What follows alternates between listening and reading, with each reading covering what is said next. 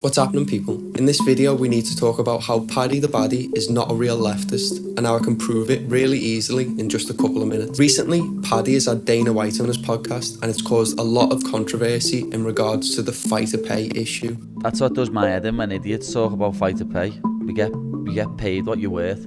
Please give me that bonus. I need it. It's all well and good getting on the mic after your fight and saying fuck the Tories and getting all this ground support from the working class labour movement. But then you can't turn around and then do a podcast with a modern day slave master, which is what Dana White is. Dana White, Christmas coming up. I have 3 kids, 50 G's. Please, man, I have 3. Can you imagine the athlete in the NBA or the NFL or the Premier League getting on the mic after the game and crying and begging for money to feed their family? It's unimaginable, but it happens every week in the UFC and we're expected to just think it's normal. See, the thing is, in Liverpool, being pro-Labour is just the norm.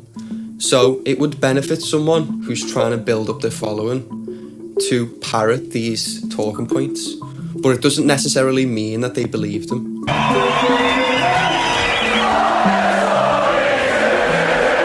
I'm not a Tory. I'm from Liverpool. Because I'm from Liverpool, lad.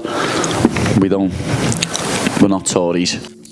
So it seems clear that Paddy doesn't really care about these issues and he's willing to just throw people who are struggling to survive under the bus just to cozy up to a fucking millionaire slave owner. The thing that shocked me the most about this is how quickly the fans seem to have turned on Paddy after the podcast's been released.